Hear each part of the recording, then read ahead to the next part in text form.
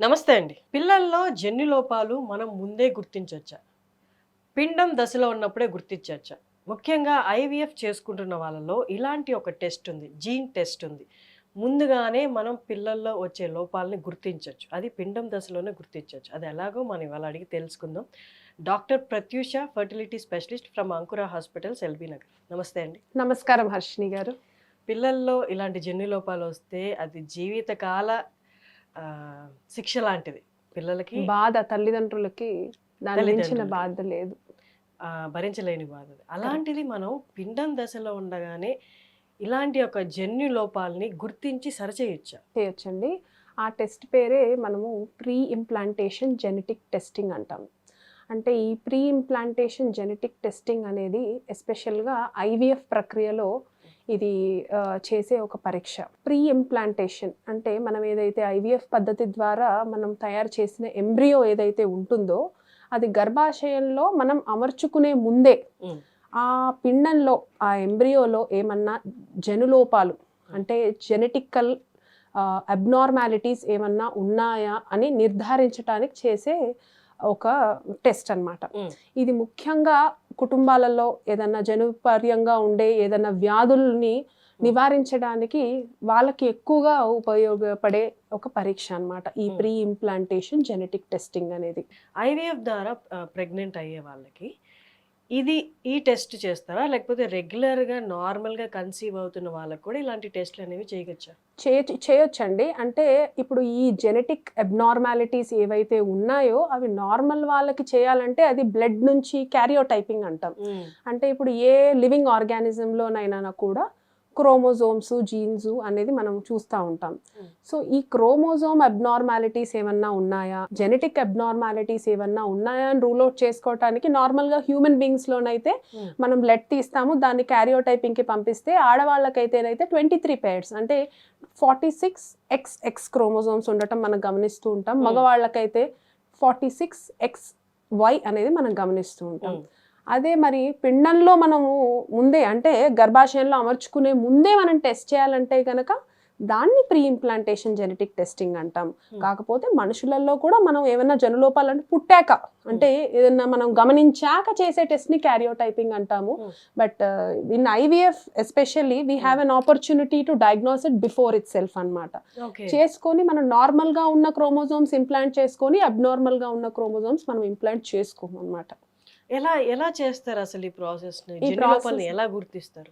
జనులోపాలను ఎలా గమనిస్తామంటేనండి నార్మల్గా మనకి ఐవీఎఫ్ ప్రొసీజర్ ద్వారా మనం ఎంబ్రియోస్ ఫామ్ చేసుకుని ఉంటాం.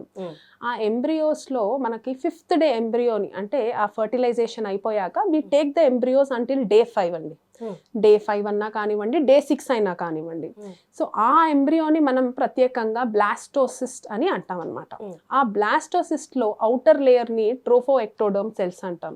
ఆ ట్రోఫోఎక్టోడర్మ్ ఆ కణాల నుంచి మనము కొన్ని కణాలని టెస్టింగ్కి పంపిస్తాం అనమాట.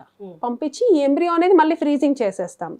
సో ఆ కణాలను మనం టెస్టింగ్కి పంపించినప్పుడు దాంట్లో మనకి అబ్నార్మల్ క్రోమోజోమ్స్ ఏమన్నా ఉన్నాయా అనేది మనము నివారించుకొని నార్మల్ క్రోమోజోమ్స్ ట్రాన్స్ఫర్ చేసుకుంటే మనకు నార్మల్ బేబీ అయ్యే అవకాశాలు, మిస్క్యారేజెస్ అయ్యే అవకాశాలు మనకి తక్కువగా ఉంటాయి అన్నమాట. ఓకే. ఇప్పుడు మీరు ఫ్రీజ్ చేస్తారా? ఇదంతా బయట జరిగే ప్రాసెస్. మనం గర్భంలో జరిగే ప్రాసెస్ కాదు. లేదండి. ఐవీఎఫ్ అంటేనే మనము ఇన్ విట్రో ఫర్టిలైజేషన్ అంటే ల్యాబ్‌లో మనం పిండాన్ని తయారు చేస్తున్నాం. ఎగ్స్ బయటికి తీస్తాము, స్పర్మ్ వీర్యకణం అనేది ఇంజెక్ట్ చేసి బయటే పిండం తయారు చేసి దాని కణాలను మనం టెస్టింగ్కి పంపించి అప్పుడు వచ్చిన రిజల్ట్ని గమనించుకొని మనం నార్మల్ ఎంబ్రియోస్ని ట్రాన్స్ఫర్ చేయటం జరుగుతుంది అనమాట. ఓకే. సో ఇది ప్రతి ఐవీఎఫ్ ఎవరైతే ఐవీఎఫ్కి వస్తారో ప్రతి పర్సన్కి ఇది చేయాల్సిందేనా? లేకపోతే మనకి ఏమన్నా గుర్తింపులు అలా కనిపించి వాళ్ళకి మాత్రమే ప్రత్యేకంగా చేసే టెస్ట్‌లా?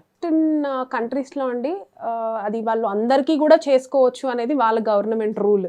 కానీ మన గవర్నమెంట్ రూల్లో దేర్ ఆర్ పర్టిక్యులర్ ఇండికేషన్స్ అంటే వీళ్ళకే చేస్తే మనకి బాగుంటుంది అనేది ఒక రూల్ వచ్చింది.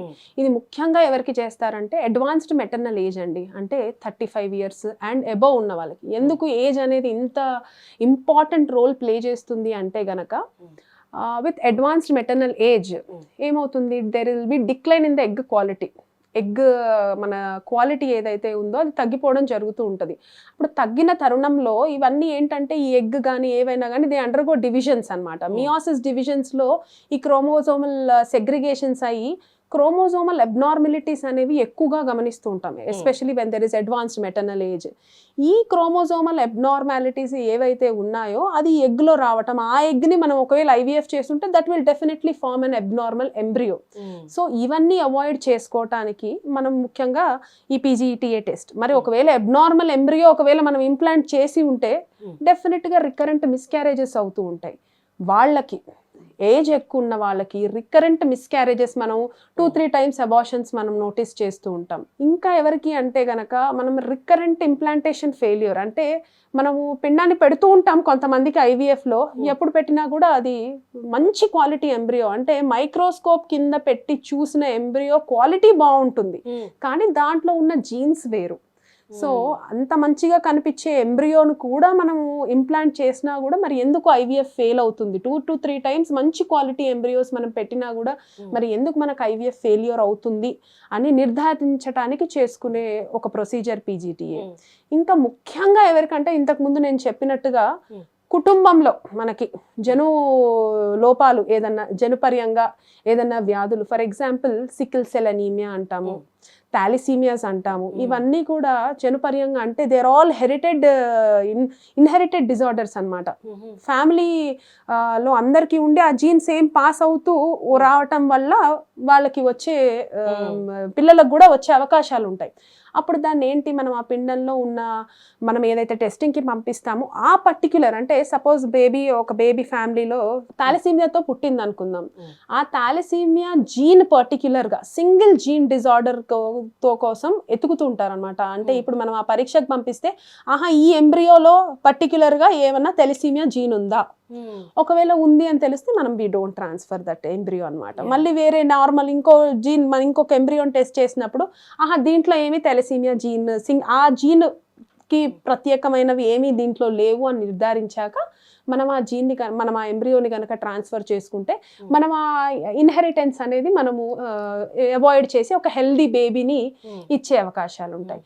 ఇంకో కొంతమందిలో ఈ క్రోమోజోమల్ ఇన్వర్షన్స్, ట్రాన్స్లోకేషన్, అంటే ఈ క్రోమోజోమ్లో ఉండాల్సిన పార్ట్ వెళ్ళి వేరే క్రోమోజోమ్లో కూర్చోవటం, అది ఉల్టా ఇన్వర్షన్, అంటే అది సరిగ్గా లేకపోవటం, దాని ప్లేస్మెంట్ అనేది కూడా మనం గమనిస్తూ ఉంటాం. ఇవన్నీ కూడా ప్రీవియస్ డెలివరీస్లో ఏదైనా బేబీస్కి కానీ ఏదైనా అబ్నార్మాలిటీస్ ఉంటే మనం ఫస్ట్ ఆ బేబీకి కనుక్కోవాలన్నమాట.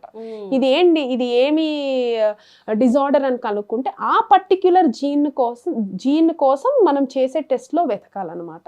అప్పుడు మనం ముఖ్యంగా వీళ్ళకి especially advanced maternal age, recurrent miscarriages, recurrent implantation failures and also family history of abnormal babies ఉన్న వాళ్ళకి ఈ టెస్ట్ అనేది చాలా ఉపయోగపడుతుందండి. సో ఇప్పుడు ఇలాంటి టెస్ట్లు చేయడం పిండం దశలో ఉన్నప్పుడే ఇలాంటి టెస్ట్ చేయడం వల్ల మనం ఏమైనా ఎంబ్రియోని ఆ పిండంని డిస్టర్బ్ చేసి దానివల్ల టెస్ట్ల వల్ల ఏమన్నా ప్రాబ్లమ్స్ వస్తాయా?